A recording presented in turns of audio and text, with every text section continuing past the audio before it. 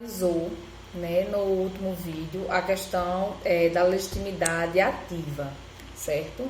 Nós vimos quem são as pessoas que podem efetivamente ingressar ou propor uma ação rescisória, certo? Nós vamos agora dar continuidade falando da legitimidade passiva, ou seja, contra quem se pode propor uma ação rescisória. E aí nós verificamos com a leitura do Código de Processo Civil que podemos ingressar com uma demanda de ação rescisória, uma demanda rescisória, contra toda pessoa que se beneficie daquela decisão que se busca rescindir, certo? Nós verificamos aqui mais uma vez que também no polo passivo pode figurar uma pessoa que não constou no polo passivo da ação originária, certo? Isso é uma coisa muito interessante, porque da mesma forma que no polo passivo nós podemos ter uma pessoa que não participou da ação originária, que são os sucessores, né, os herdeiros, como vimos, do autor da ação rescisória, no polo passivo também poderemos ter uma pessoa que não participou do processo originário, contanto que ela se beneficie de alguma forma daquela decisão que está sendo rescindida. Isso por um motivo muito simples. Vocês viram, em Processo Civil 2, o princípio da congruência, né, que se aplica à questão da decisão judicial. E o que é o princípio da congruência dentro da decisão judicial? É justamente, ele tem vários vieses, né? A congruência tem a congruência interna e externa, dentro da interna tem vários tipos de congruência, mas uma delas é a congruência em relação às partes. Em que sentido? No sentido em que uma decisão judicial, ela só pode afetar a situação jurídica, a relação jurídica daquelas pessoas que efetivamente fizeram parte do processo, efetivamente tiveram condições de falar no processo, de produzir provas no processo, de acompanhar todo o trâmite processual. Uma pessoa que efetivamente não participou do processo, não participou da sua construção, do seu desenvolvimento, não pode ser atingida por uma decisão judicial, certo? Esse é um dos vieses do princípio da congruência em relação à decisão judicial. E por este motivo, né, se verifica que pode e deve, na verdade, ser incluído como polo passivo de uma ação rescisória todas as pessoas que forem beneficiadas com a decisão rescindida. Por quê? Porque se a ação rescisória for julgada procedente, nós verificaremos que aquela decisão vai ser rescindida e aquela pessoa que se beneficiou vai ser atingida por essa decisão proferida no processo da ação rescisória. Logicamente, com base no princípio da congruência, essas pessoas que serão atingidas deverão efetivamente fazer parte desse processo, certo? Também no caso da legitimação extraordinária, se ela subsistir também na questão da ação rescisória, aquele legitimado extraordinário deve ser a pessoa incluída no polo passivo da demanda rescisória. Isso aí quem defende é Barbosa Moreira e também é acatado e admitido dentro do ordenamento jurídico brasileiro e deve ser como se interpreta essa questão de legitimação extraordinária. Em outras palavras, vocês já estudaram legitimação extraordinária em Processo Civil 1, eu acredito. E o que é legitimação extraordinária? O que é você ter uma legitimidade extraordinária? Um exemplo disso é quando o sindicato ou uma associação ela ingressa com a demanda em nome de um de seus associados ou sindicalizados. Nesse momento, nós verificamos que aquela entidade, aquela pessoa jurídica, certo? Ela faz, às vezes, da pretensão das pessoas físicas que ela representa. Então, eu efetivamente discutir direito alheio em nome próprio, certo? Eu estou discutindo como ente sindical a pretensão dos meus sindicalizados. Então, é um direito alheio, é um direito de outras pessoas, mas eu estou efetivamente discutindo em juízo em meu próprio nome, certo? Legitimação extraordinária é discutir direito alheio em nome próprio, certo? Então, se houve uma demanda originária em que o sindicato deu entrada e aí a decisão dessa ação originária que está sendo discutida, é esse sindicato, é essa associação que deve constar como polo passivo da demanda rescisória, certo? E não o sindicalizado e não o associado. E aí uma questão interessante é que nós estudaremos ao decorrer do vídeo que a ação rescisória, e vocês também leiam os artigos referentes à ação rescisória, certo? A gente vai verificar que a ação rescisória, ela pode dizer respeito a toda a decisão. Eu acho que nós já vimos isso até nos vídeos passados, que eu gravei antes das provas da primeira unidade. A ação rescisória, ela pode discutir a decisão judicial como um todo, ou apenas um capítulo da decisão judicial. Então, pode ser uma rescisória total, que é aquela rescisória que discute toda a decisão judicial, e também pode ser uma rescisória parcial, em que discute apenas uma parcela da decisão judicial, transitada em julgado, certo? Então, verificando essa questão da rescisória parcial, nós podemos ter uma demanda rescisória que discuta apenas o capítulo da decisão que diz respeito aos honorários advocatícios. E, nesse caso, só poderá ser polo passivo da demanda rescisória o próprio advogado ou a sociedade advocatícia, e jamais a outra parte do processo.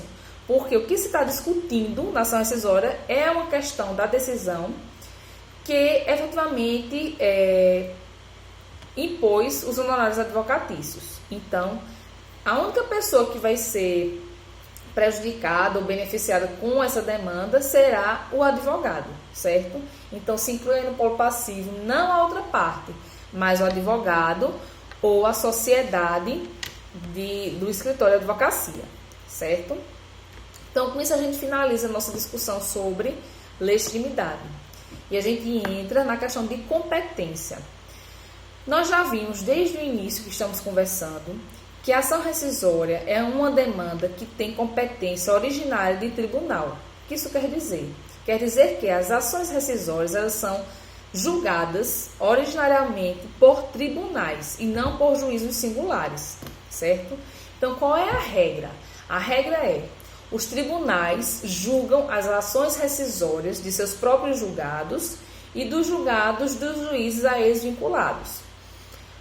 Vamos considerar, no caso que falamos no vídeo anterior, que existe uma ação, uma demanda de indenização, que houve a sentença efetivamente condenando o réu ao pagamento de indenização por danos materiais e morais. E aí, verificamos que houve a sentença e o réu que foi condenado, ele perdeu o prazo de apelação. Então, não houve o recurso, né? E transitou em julgado a demanda. E aí, o que ele fará? Ele vai entrar com ação rescisória, combatendo ou discutindo uma decisão de um juízo singular do Tribunal de Justiça de Pernambuco. Digamos que seja uma decisão da vara de Afogados da Engazeira. Então, a decisão é de um juízo singular da comarca de Afogados da Engazeira. E é competente para julgar essa ação rescisória o Tribunal de Justiça de Pernambuco, pois é o tribunal onde ou com o qual está vinculado aquele juízo singular, certo?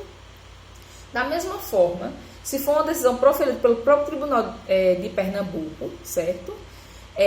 Contra aquela decisão, digamos que houve a apelação, ele não perdeu o prazo, e a apelação foi julgada pelo tribunal, e foi uma decisão ainda desfavorável ao réu. E aí, transitou em julgado, não podia mais entrar com nenhum recurso, perdeu o prazo do agravo interno, enfim, dos demais recursos que poderiam entrar em barra de declaração, e transitou em julgado. Contra essa decisão, vai caber também uma ação rescisória para o próprio Tribunal de Justiça de Pernambuco, e aí a competência dentro do tribunal vai ser determinada de acordo com o seu regimento interno, tá bom? E aí eu trago dois casos interessantes para a gente discutir um pouquinho nessa questão de competência. O primeiro caso é quando se existe uma ação rescisória contra uma decisão de um juiz federal proferida em causas internacionais, certo? Naquelas causas em que existe uma demanda entre um particular ou um município e um órgão internacional, que é previsto no artigo 109, inciso 2º da Constituição Federal.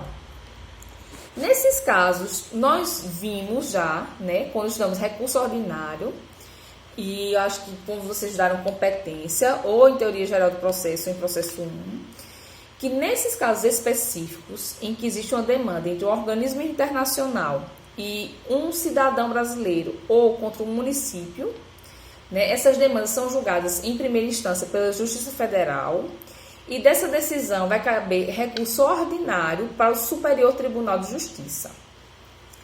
De acordo com a regra geral, uma decisão proferida por um juízo singular, um juízo federal singular, a ação rescisória contra uma decisão desta seria julgada pelo TRF, né? Porque é o TRF, o tribunal que está submetendo ou sobre o qual está submetido aquele juízo federal. Neste caso específico, como o recurso cabível contra essa decisão seria um recurso ordinário para o Superior Tribunal de Justiça, nós verificamos que esse juízo singular, não obstante ser um juízo federal, ele estará atrelado e ligado ao Superior Tribunal de Justiça. Então, nesse caso específico, nessas demandas do artigo 109, inciso 2º da Constituição Federal, se for cabível ação rescisória contra a decisão proferida por esse juízo singular federal, essa ação rescisória deverá ser julgada pelo STJ e não pelo TRF, certo? A segunda causa ou situação que eu trouxe para vocês é com relação à rescisória de capítulo da decisão. E aí nós entramos na questão da rescisória parcial, certo? Como já conversamos, a rescisória pode ser uma rescisória total, em que ela vai discutir toda a decisão judicial, certo? Tudo que está naquela decisão, todo o dispositivo daquela decisão. Ou ela pode ser uma rescisória parcial, que é quando ela discute apenas um capítulo da decisão. Como eu já falei em aulas anteriores, podemos ter uma decisão, uma ação de indenização, em que o juiz condene o réu ao pagamento de danos morais, indenização por danos morais, por danos materiais, e condene ao pagamento de honorários advocatícios no percentual de 30%. O réu, né, que foi condenado, ele pode escolher rescindir ou discutir, né, através da ação rescisória, todos esses 3 capítulos da decisão, apenas um, apenas 2, certo? Então, digamos que ele decida discutir apenas um desses capítulos, certo? E deixar os outros efetivamente ungidos pela coisa julgada material e formal. Aí, o que é que o enunciado 337 do Fórum Permanente de Processualistas Civis vem trazer para a gente? Esse enunciado diz que a competência para processar a ação rescisória contra capítulo de decisão deverá considerar o órgão jurisdicional que proferiu o capítulo rescindendo. E aí, qual é a importância desse enunciado para a questão de ação rescisória de capítulo de decisão? Por quê?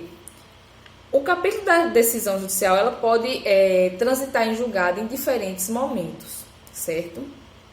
Então, pode ser que, teve uma sentença, certo? Que condenou em danos morais, materiais e no honorário advocatício de 30%. Só que aí eu apelei somente em relação aos danos morais. Eu nem discuti o dano material e nem discuti os honorários advocatícios. Então, quer dizer que o capítulo da decisão que trata dos danos morais, ele só vai transitar em julgado depois da decisão do recurso, certo? Mas aqueles outros capítulos que foram o dano material e o honorário advocatício, eles já transitaram em julgado no momento que eu exerci o meu direito de apresentar e interpor um recurso. Então, houve a preclusão consumativa, né? Eu efetivamente consumei meu direito de recorrer e deixei de fora aqueles outros 2 capítulos. Então, tem que considerar primeiro, quem julgou esses 2 capítulos que transitou em julgado antes foi o juiz de primeiro grau, de Afogados da Engazeira, digamos. E digamos que essa discussão sobre dano moral foi parar no STF. Entrei com recurso extraordinário, discuti até o Supremo Tribunal Federal. Se eu fosse entrar com ação rescisória relacionada ao dano material e percentual de honorários advocatícios que transitou em julgado de uma decisão do juízo singular de Afogados da Engazeira, a competência para julgar essa ação rescisória seria do Tribunal de Justiça de Pernambuco. Se eu for entrar com ação rescisória para discutir a decisão proferida pelo STF sobre a condenação em danos morais, essa ação rescisória é de competência do Supremo Tribunal Federal, certo? Deu para entender? Se vocês não conseguiram compreender o que a gente conversou até agora, me enviem e-mail, certo? Pelo e-mail criado para a turma, processocivil3fasp@gmail.com, que aí eu tiro eventuais dúvidas que surjam dessa nossa aula, tá bom? Passada essa questão de competência, a gente agora vai analisar o prazo da ação rescisória. A regra geral, certo, é que o prazo para você ingressar com a ação rescisória é de 2 anos. 2 anos contados do trânsito em julgado da decisão que se pretende rescindir, certo? Então, coloquem esse prazo na cabeça de vocês. Prazo para interpor ou apresentar a ação rescisória, certo? Para propor a ação rescisória é de 2 anos. Certo? Contados do trânsito em julgado da decisão judicial que se pretende rescindir. Essa é a regra geral. Mas o que é uma ação rescisória? Para a gente entender o prazo da ação rescisória, a gente primeiro tem que entender a natureza jurídica dessa demanda. A ação rescisória nada mais é do que uma ação desconstitutiva ou uma ação constitutiva negativa. No início de processo civil, quando vocês começarem a estudar processo civil, eu tenho certeza que vocês estudaram a questão da classificação das decisões judiciais, certo? E aí, qual é a classificação das decisões judiciais? As decisões judiciais, elas podem ser constitutivas ou desconstitutivas, podem ser declaratórias, podem ser condenatórias. E aí, dentro das condenatórias, nós podemos ter uma subdivisão entre mandamentais, né, e executivas diretas. E aí, o que nos interessa para esse momento é estudar as decisões constitutivas e desconstitutivas. O que é uma decisão, uma ação, melhor dizendo, uma ação constitutiva ou desconstitutiva? Na verdade, é ação, tá, gente? O que é uma ação constitutiva ou desconstitutiva que vai gerar uma decisão dessa mesma natureza? A ação constitutiva ou desconstitutiva é aquela em que se pretende efetivamente ou constituir uma relação jurídica a partir daquela decisão ou desconstituir determinada relação jurídica. No caso da ação rescisória, o que se busca como objetivo principal é desconstituir, desfazer, rescindir uma relação jurídica que foi fundamentada com base numa decisão judicial, certo? Então, o objetivo maior da ação rescisória é desconstituir, quebrar, por fim, a uma relação jurídica decorrente de uma decisão judicial, certo? As ações desconstitutivas ou constitutivas, elas se submetem ao prazo decadencial. Por que é um prazo decadencial? Porque elas decorrem, o ajuizamento desse tipo de demanda decorre do exercício de um direito potestativo, certo? O que é um direito potestativo? Direito potestativo é aquele direito que eu tenho, certo? E que eu posso exercê-lo e subjugar, de certa forma, a outra parte. Então, aquela outra parte, ela tem o dever de se submeter àquele meu direito que eu posso exercer, independente daquela outra parte ter que prestar efetivamente uma ação, atividade em meu favor, certo? Então, eu tenho o direito potestativo, verificando a nulidade ou alguma irregularidade de uma decisão judicial que me foi desfavorável, de discutir aquela nulidade, aquela irregularidade da decisão judicial, certo? Isso é um direito potestativo meu, que eu posso exercer ou não, certo? Então, para exercer esse direito potestativo, eu tenho um prazo. E o prazo aplicado para se exercer esse direito é um prazo decadencial. Isso daí vocês estudam em direito civil, certo? Que é a questão de direitos potestativos, direitos subjetivos e pretensões. E quais são os prazos que fulminam esses determinados tipos de direitos? Seria o prazo prescricional para as pretensões e o prazo decadencial para os direitos potestativos, certo? Então, entendendo que o direito de entrar com ação rescisória e efetivamente nulificar, rescindir uma decisão judicial que me foi desfavorável, é um direito potestativo meu, que eu posso exercer independente da vontade de outra pessoa, eu tenho que entender que esse prazo, para eu exercer esse direito, é um prazo decadencial. E qual é a consequência disso? A consequência disso foi reconhecida pelo Superior Tribunal de Justiça em uma decisão proferida em 2011, que, sendo um prazo decadencial, ele não corre em desfavor de incapaz. Ou seja, teve uma decisão judicial desfavorável ao incapaz na ação originária, certo?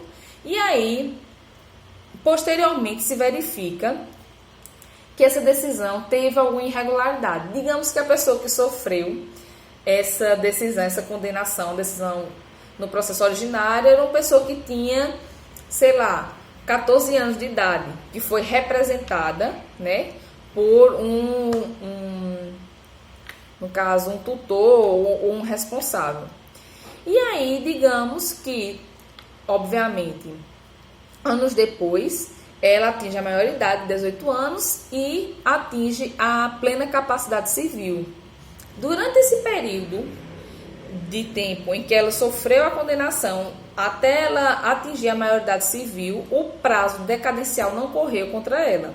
Só vai começar a correr o prazo de 2 anos decadencial a partir do momento que ela efetivamente atinge a maioridade civil e a plena capacidade civil, certo? Deu para entender isso? Qualquer coisa vocês me mandam um e-mail, tá bom? Considerando ser um prazo decadencial previsto em lei, disso decorre também outra consequência. A consequência é que transcurso desse prazo, ele é cognoscível de ofício pelo juiz. Ou seja, se eu entro com a ação rescisória 3 anos depois do trânsito em julgado, certo? Ou seja, já decaiu o meu direito, o juiz ele tem o poder e dever de reconhecer de ofício o transcurso desse prazo decadencial, certo? Se ele reconhecer assim que apresente-se a ele a ação na petição inicial, então ele vai indeferir de pronto a petição inicial ou julgar liminarmente o mérito naquele caso. Vocês sabem que julgamento que reconhece prescrição e decadência é julgamento de mérito, certo? E não sem resolução de mérito. Se ele só vir a prestar atenção nesse prazo depois que já foi citado o réu, apresentado a resposta, aí ele vai julgar efetivamente a demanda, não mais indeferindo a petição inicial, mas efetivamente julgando a demanda com resolução de mérito por reconhecimento da decadência, tá certo? Então ele pode já rechaçar de pronta a petição inicial, indeferindo a petição inicial, reconhecendo de ofício esse prazo decadencial, o transcurso dele, ou pode reconhecer depois e julgar efetivamente a demanda com resolução de mérito pelo reconhecimento da decadência. Uma coisa muito importante, certo? O prazo decadencial para propor ação rescisória é de 2 anos. E a Fazenda Pública, ela não tem o prazo em dobro para propor ação rescisória, certo, gente? O prazo para a Fazenda Pública será também de 2 anos. Não se aplica, neste caso de ação rescisória, o prazo em dobro para que a Fazenda Pública possa efetivamente ingressar com a ação rescisória. E aí nós temos casos especiais, tanto de quantidade de prazo, quanto de contagem de prazo. O único caso especial que nós temos dentro do nosso ordenamento jurídico, que não foi tido como inconstitucional, é o caso da Lei 6.739, de 1979, que em seu artigo 8º-C prevê que o prazo para se ingressar com ação rescisória nas demandas, contra decisões de demandas relativas a ações que digam respeito à transferência de terras rurais públicas, não será de 2 anos, mas de 8 anos. E não foi considerado inconstitucional esse prazo tão estendido, porque efetivamente existem muitos problemas em relação a grileiros ou pessoas que invadem realmente terras rurais públicas, e às vezes é muito difícil até a Fazenda Pública verificar isso dentro de um processo. Às vezes tem uma decisão num processo judicial e a Fazenda Pública não tem como acompanhar efetivamente o transcorrer, a execução dessa decisão judicial. E aí tem toda uma questão de dificuldade para que a Fazenda Pública efetivamente acompanhe esse procedimento pós-trânsito em julgado. Então, diante dessas circunstâncias, certo? Se verificou, isso já se decidiu pela jurisprudência, que esse prazo de 8 anos, não obstante ser muito maior do que o prazo da regra geral, ele não é tido como inconstitucional, certo? Então, essa é a exceção que nós temos, a quantidade de prazo para a propositura da ação rescisória. E aí, nós temos outro caso também interessante com relação à contagem de prazo, não mais em quantidade, é com relação à rescisória e juízo de admissibilidade. E aí nós entramos naquela discussão da natureza jurídica da decisão que inadmite o recurso, certo? Que faz um juízo de admissibilidade negativo. Foi uma das questões da prova, né, da primeira chamada. E aí nós vimos, na primeira unidade e também na resposta da prova, que temos, na verdade, 3 posições sobre a natureza jurídica da decisão que faz o juízo de admissibilidade do recurso.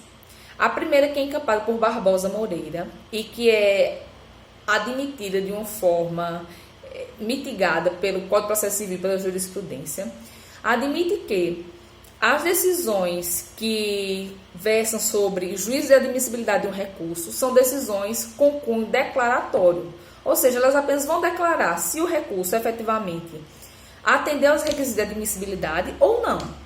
Diante disso, Barbosa Moreira diz que, como é uma decisão meramente declaratória, ela tem efeitos ex tunc, ou seja, os efeitos dessa decisão retroagem até a data da efetiva propositura do recurso. Se o recurso é inadmissível, então a decisão já transitou em julgado. O recurso inadmissível, seja qual for o motivo de sua inadmissibilidade, ele não impede o trânsito em julgado da demanda e não produz qualquer efeito, certo?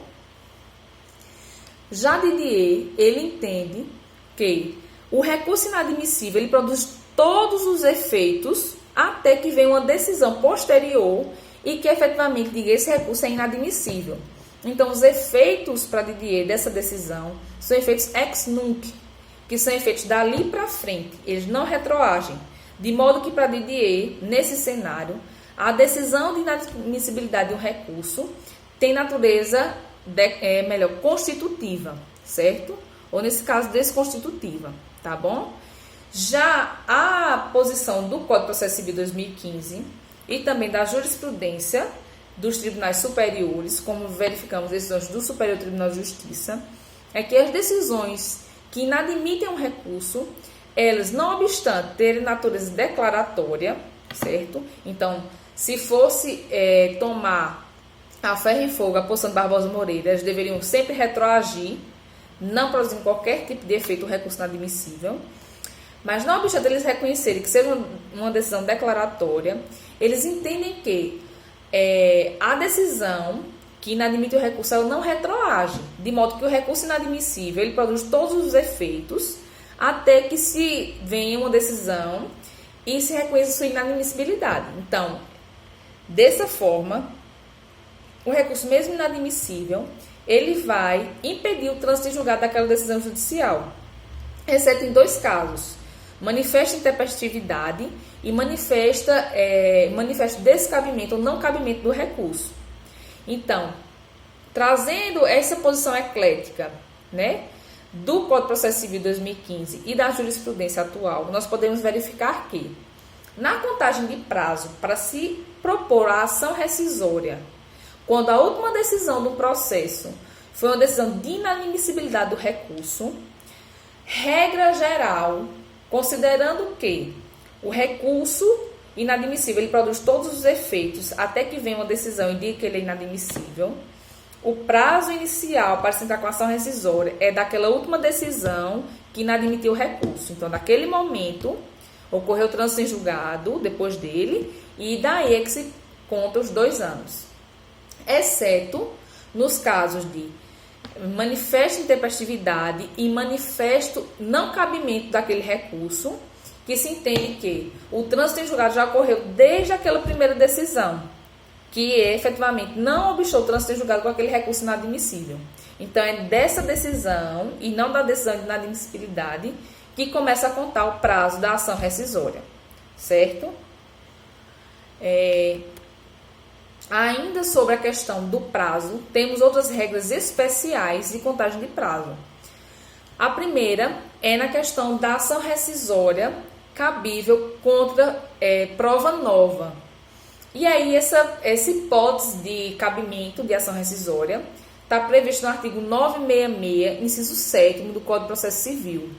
E prevê que será cabível a ação rescisória nos casos em que surja prova nova que desconstrua ou desconstitua o que foi efetivamente decidido naquele ato judicial que está querendo rescindir, certo? Nesses casos em que surge uma prova nova que traz à baila outras provas que desconstituem aquela decisão judicial, o que é que vai acontecer? O termo inicial da ação para ingressar com a ação rescisória jamais poderia ser trânsito em julgado, porque naquele momento não se tinha conhecimento dessa prova nova. Mas o termo inicial da ação rescisória de 2 anos é a partir do momento que se toma conhecimento da existência dessa prova nova, certo? Então, vamos lá. Regra geral, transitou em julgado hoje a demanda. A partir desse trânsito em julgado, eu conto 2 anos para ingressar com a ação rescisória. No caso de ação rescisória, porque surgiu uma prova nova, o prazo, o termo inicial da contagem do prazo não se dá do trânsito em julgado, mas a partir do momento que eu tomo conhecimento que existe essa prova nova, certo? Mas aí existe uma cláusula de barreira temporal prevista no Código de Processo Civil. Eu posso contar os 2 anos a partir do momento que eu tomo conhecimento dessa prova nova. Digamos que eu só tomei conhecimento da prova nova 4 anos depois do trânsito em julgado. Então, daí eu começaria a contar o prazo para ingressar com a ação rescisória. No entanto, o Código de Processo Civil diz que, passados 5 anos depois do trânsito em julgado, mesmo que se tenha notícia de uma prova nova, não se poderá mais rescindir o julgado. Então, não obstante eu ter um novo termo inicial para entrar com a ação rescisória, esse novo termo tem que obedecer a um prazo de 5 anos, certo? Exemplo, transitou em julgado hoje a demanda. E aí, eu não tenho conhecimento de nenhuma prova nova e tal, isso passa 3 anos desse trânsito em julgado. Depois de 3 anos, eu tenho conhecimento que existe essa prova. Então, mesmo tendo passado 3 anos, começa a contar do conhecimento dessa prova nova, mais 2 anos para poder ingressar. Então, seria 3 anos, que já se passaram de trânsito em julgado, mais 2 que eu tenho para ingressar com a ação rescisória. E aí, o ônus de provar que eu só tive conhecimento dessa prova nova, depois desses 3 anos, é meu, é do autor da demanda da ação rescisória, certo? Agora, se passou 4 anos no trânsito em julgado e eu só tomei conhecimento no 4º ano, eu só vou ter 1 ano para ingressar com a ação rescisória, certo? Porque se completar 5 anos, se eu só tomei conhecimento da existência dessa prova nova depois de 5 anos, 6 anos, 7 anos, eu não vou poder mais ingressar com a ação rescisória. Isso para preservar o princípio da segurança jurídica, certo? Porque senão se instauraria uma situação de inesclarecibilidade ou de incerteza ad eternum. E, efetivamente, isso abalaria bastante o princípio da segurança jurídica. Outra situação, regra especial de contagem de prazo em ação rescisória é quando é a questão da ação rescisória por simulação ou fraude à lei, que também está previsto num dos incisos do artigo 966, e essa dilação de prazo está previsto no artigo 975, parágrafo 3º do Código de Processo Civil, certo? E aí, como é que acontece a contagem do prazo?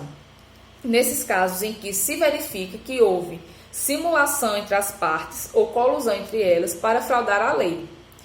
Nesse caso, o termo inicial de contagem dos 2 anos para a ação rescisória é justamente quando se toma conhecimento dessa simulação ou fraude. E aí também o ônus de comprovar essa data de ciência é do autor da ação rescisória. E aí se tem uma discussão muito grande. O Código de Processo Civil não previu a barreira de 5 anos para esse caso de simulação ou fraude à lei. Essa barreira de 5 anos só foi prevista no caso de ação rescisória por prova nova. E aí surge a discussão. Nesse caso de simulação ou fraude à lei, eu poderia impor esse prazo de 5 anos para efetivamente barrar essa situação de inesclarecibilidade ou incerteza eterna. E aí poderemos ter posições divergentes.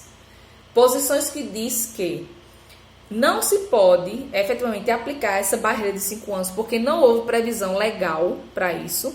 E se esse fosse efetivamente o sentido que o legislador quisesse dar a esse tipo de dispositivo, ele teria expressamente falado, como ele falou na questão da ação rescisória por existência de prova nova. Isso não aconteceu, então dever-se-ia exaltar a vontade do legislador, que não quis efetivamente colocar a cláusula de barreira de 5 anos para se efetivamente limitar o ingresso da ação rescisória. E também por uma questão moral, né? Porque, diferentemente da primeira hipótese que falamos, é a existência de prova nova, mas aí não houve nenhuma má-fé das partes autor ou réu para aquela decisão. Só não existia uma prova que efetivamente demonstrasse o contrário e o juiz efetivamente decidiu daquela forma.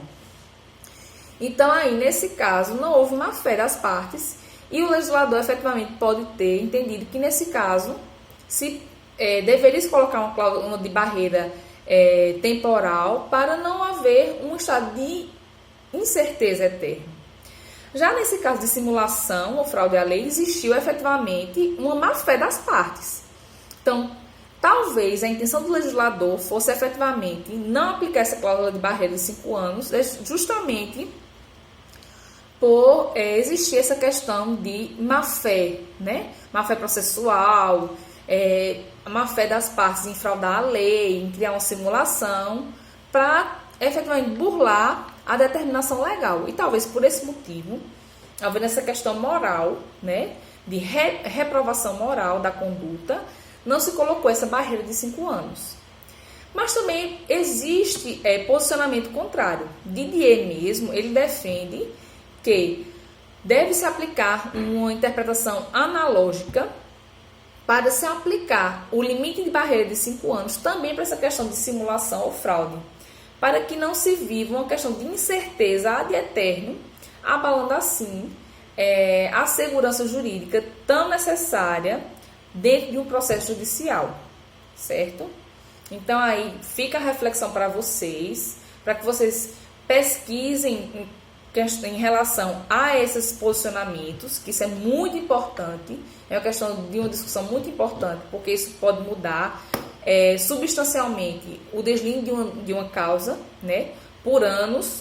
Então, é bom que vocês realmente tenham uma fundamentação muito boa em relação a esse tipo de discussão, reflitam para tomar um posicionamento coerente diante desse tipo de dilema, né? Isso vai engrandecer vocês como juristas e como, se Deus quiser, profissionais de direito futuramente. E aí eu trouxe o enunciado 341 do Fórum Permanente de Processualistas Civis, que ele afirma que o prazo para ajuizamento de ação rescisória é estabelecido pela data do trânsito em julgado da ação rescindenda, de modo que não se aplicam os parágrafos 1º e 2º do artigo 975 do Código de Processo Civil à coisa julgada constituída antes de sua vigência. E aí, o que esse enunciado quer dizer? Quer dizer que essas regras especiais de contagem de prazo da ação rescisória, ou seja, termo inicial, no caso de prova nova, que se inicia com o conhecimento dessa prova nova, o termo inicial, no caso de simulação ou fraude, que só se inicia com a ciência dessa simulação ou fraude, não se aplica esse termo inicial nas causas que transitarem em julgado antes, efetivamente, da vigência do Código de Processo Civil de 2015, que entrou em vigência em 2016. Para as decisões que transitarem em julgado em momento anterior, na vigência do CPC de 73, não se aplica essa contagem diferencial. Se aplica a contagem de 2 anos a partir do trânsito em julgado, certo? Com isso, a gente finaliza a questão dos prazos, né, da ação rescisória, e no próximo vídeo nós vamos dar continuidade a nosso estudo de ação rescisória, analisando as hipóteses de cabimento e o procedimento.